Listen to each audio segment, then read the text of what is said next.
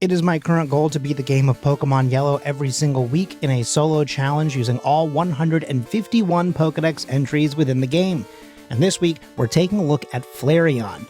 Flareon is the last of the Generation 1 Eeveelutions, and at this point we've already taken a look at Vaporeon and Jolteon, so this is the Fire entry. The Firestone was used to evolve Eevee into this one right here.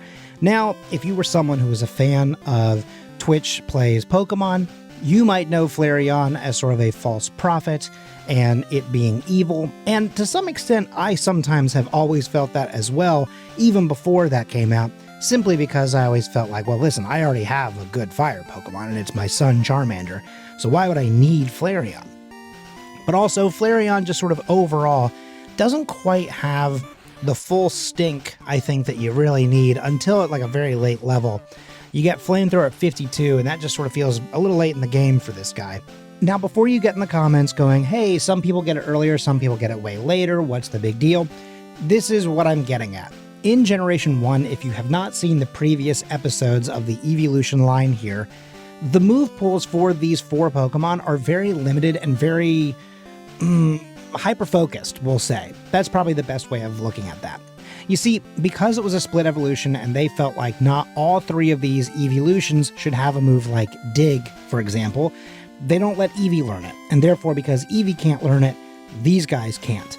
So they made sure that Eevee was normal type all the way down, with a few notable exceptions, but of course it's always things like Rest and Toxic.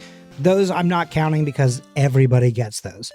Now, in here, you'll see that we only have access to all of those exact same moves because anything Eevee can learn, Flareon can learn, and not necessarily better, just it can learn it.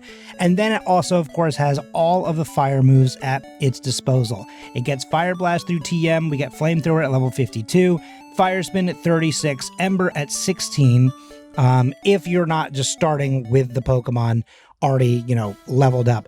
It can obviously, if you are getting it as a baby, for lack of a better term, you just sort of get Ember to begin with. But if we were starting from Eevee and then evolving in, that's where you would get Ember.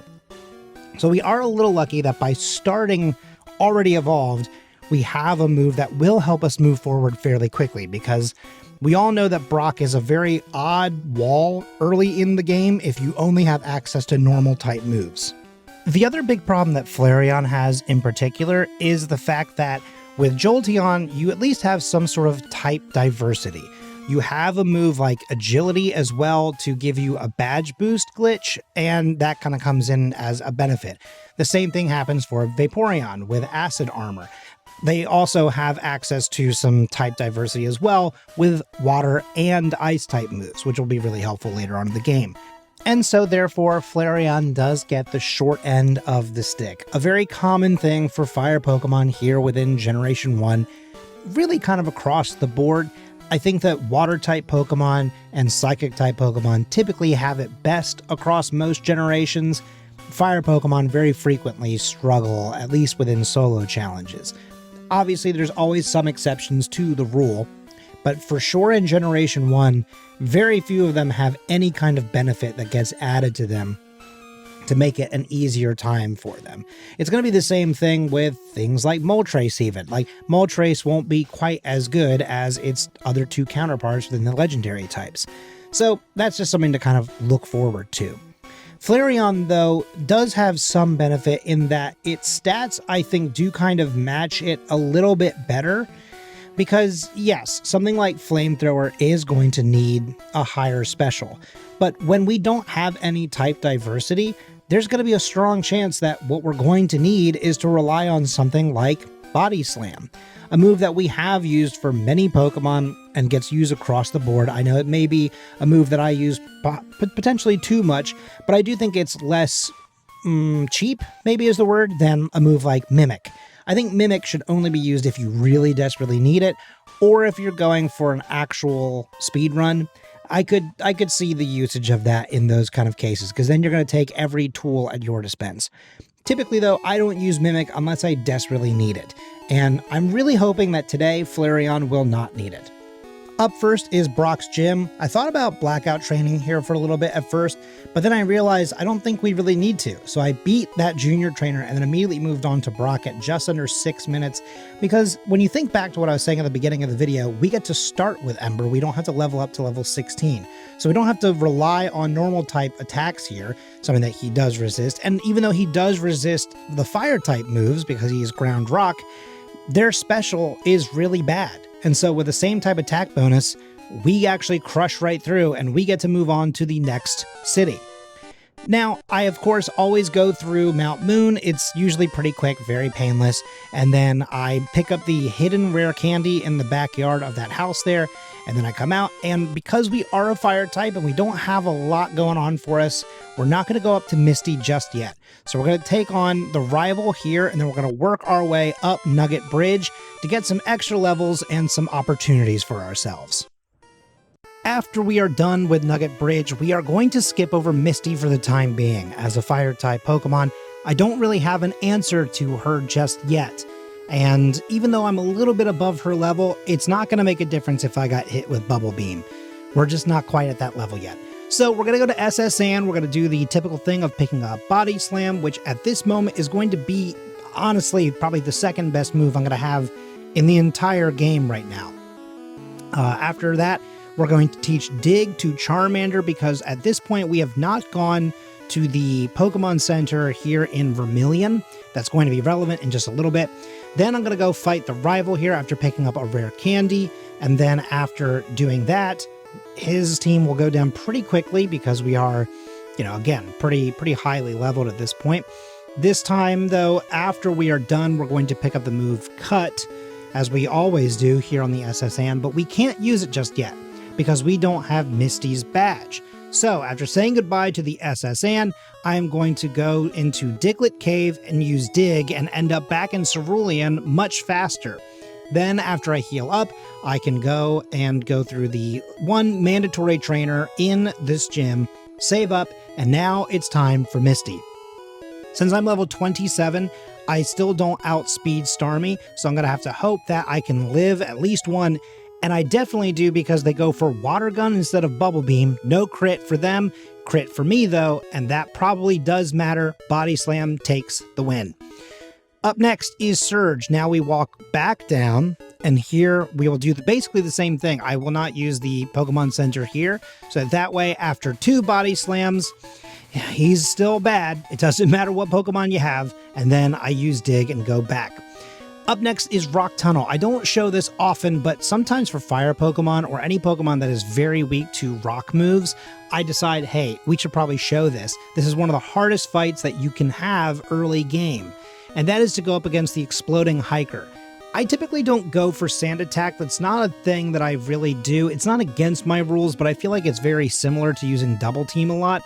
But I'm using that so that Rock Throw or the Self-Destructs will miss me, and I do that until I get down to the Graveler. I am now at 11 health. This is probably way too close.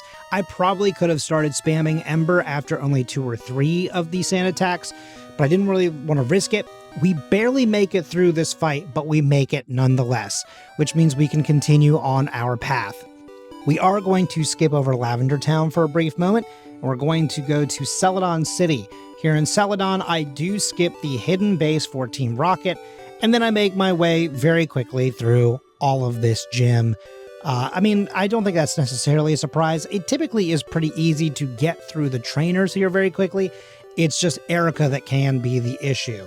And that is not really any different today, even as a Pokemon that is a fire type. The big thing is that even though I can get double my attack here, because of this, Ember is still not a very good move, so everything is still 2 to 3 hits.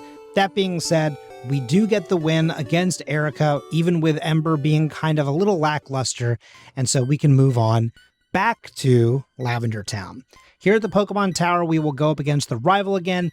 It's not all that different than the last time we saw him. There's not as big of a difference, really, between the 2nd, 3rd, and 4th teams. The first big gap is going to happen at Rival 5. That's the first time that I think he really starts to become an actual issue for most Pokemon.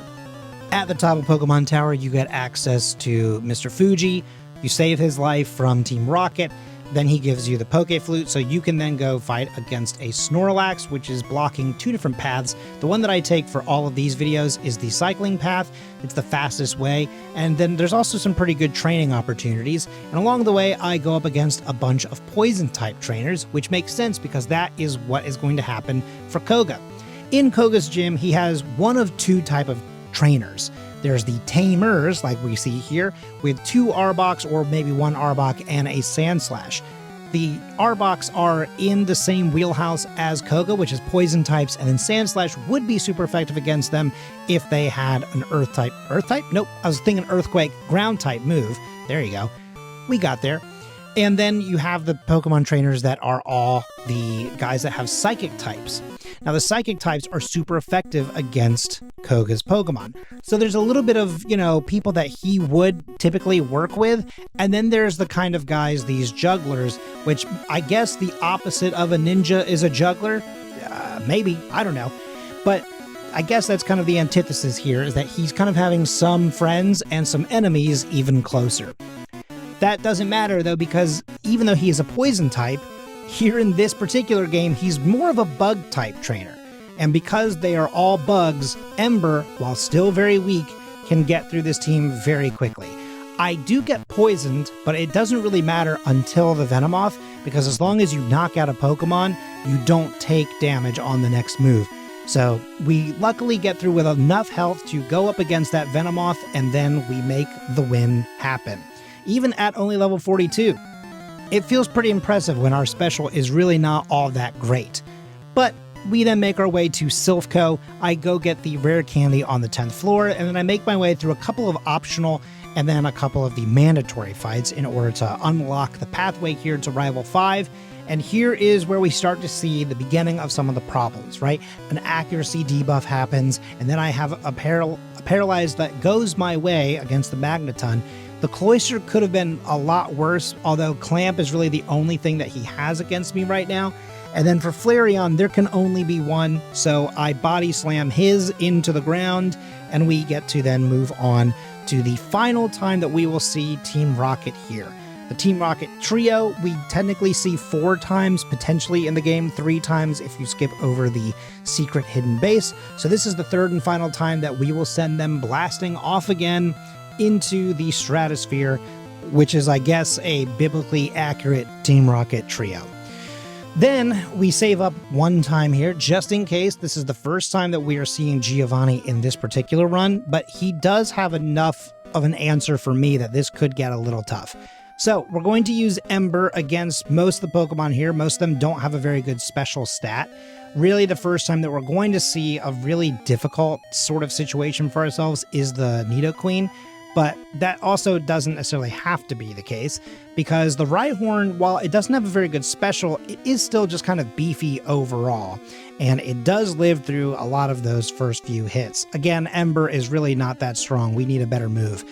And unfortunately, the Nidoqueen lives on 1 and takes us out with a, honestly, very weak move. So that kind of feels like insult to injury. We're going to go right back into it. I think a little bit of this is a little bit of an RNG type situation. I do think that there are some better roles, and especially that is one of them. The defense is just a little bit lower than the special. Body Slam is still pretty good. So I go for that move instead, and we are going into the Nidoqueen with way more health, and this time we strike in a much faster and cleaner, precise way. That is a win. I will take it. We are now 1 reset in at 48 minutes, which is not bad. I will take that. Considering so many people struggle against people like Koga or even Sabrina here, having only 1 reset this early on with 5 badges feels not bad. Then for Sabrina, unfortunately, we are being outsped, and I don't know why it's not showing the stats on the side there. That is just sort of a little bit of a glitch. But we do have a much higher attack than their defense. They are glass cannons, and even with the debuff, we can make it through. And then we just dig our way out of here and make our way to Blaine. The next 2 fights are the time where I feel the, not necessarily complaint, but the observation that I made at the beginning of the video about type coverage between the Eeveelutions becomes the most apparent. Now, for Blaine, he's not really super effective against me. It just really comes down to who can body slam or stomp or take down faster and better.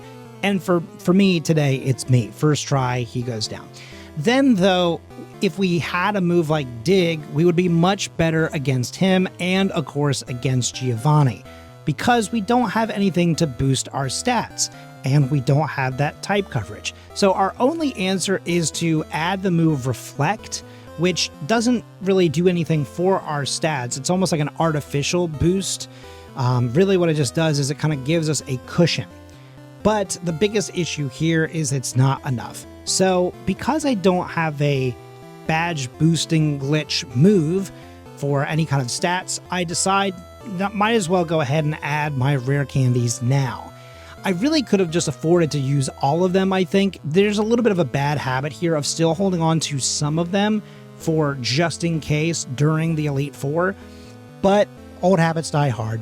What is also very interesting is that even with using some of those rare candies, I still can lose. So we're hoping now that maybe I'll get the message and maybe have to use more of them. Who knows?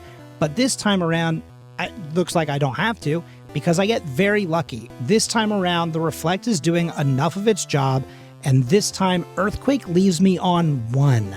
And because I outspeed, we get the W against Giovanni. Only 2 resets.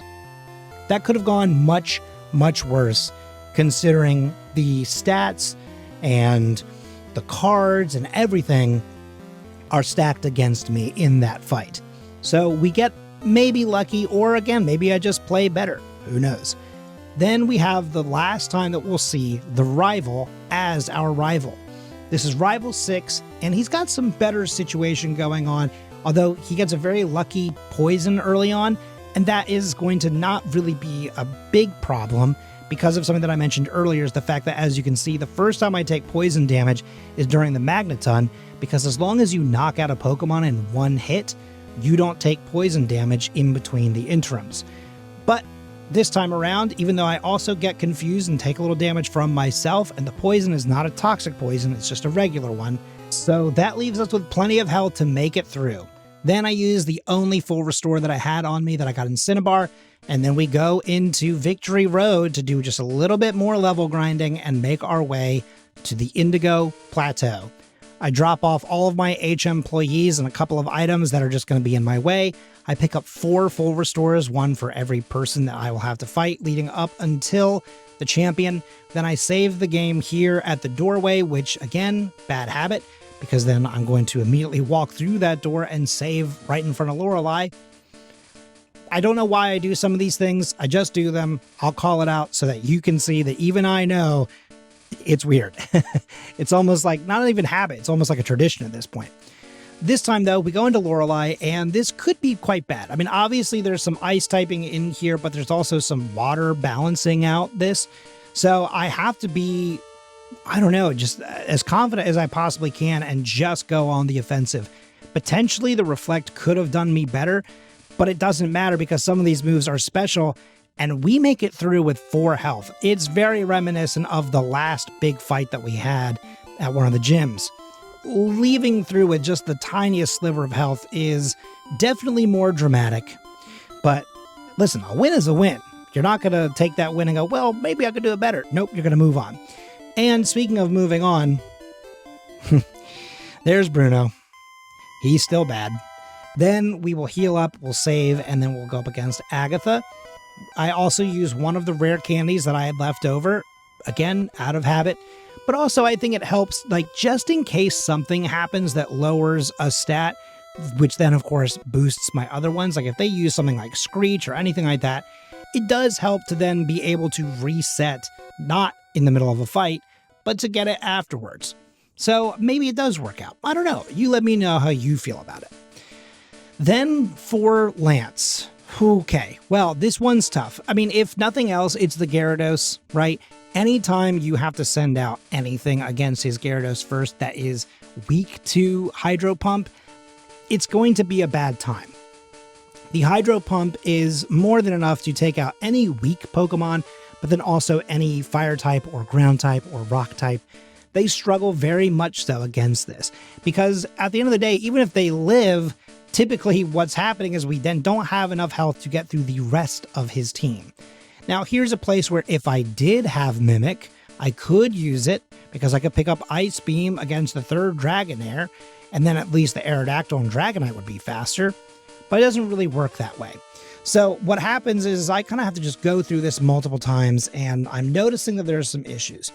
I've been holding on to Sand Attack, but not really using it. Again, it's because of the same thing that I said earlier. It feels a little cheap. It makes me feel a little different. I know it's not the same thing as Double Team, but it feels adjacent to it. So finally, I give in and say, it's time to use a move that I know other people love to, that I don't love, and that is Rest. So now what we're going to be doing is we're going to be setting up a Reflect to live through some of these experiences, and then I will be using Rest to get back my health. The biggest problem that I'm facing now, though, is that I'm still getting through some of these fights with not nearly enough health, even after healing all the way up. So it's kind of a, not necessarily double-edged sword, but it's just not going as well as I would like it to. Now, the other thing that we have at our benefit or disposal here is in some of these cases, as long as I don't get my speed dropped, we could potentially have a little bit more to deal with.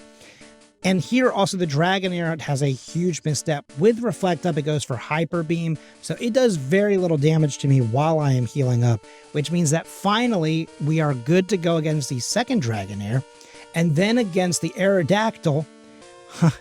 It's bad, but we have a weird situation here where I thought I was very confident in the ability to take it out, even though my health was low. But we also strike some success because he decides to heal his Pokemon.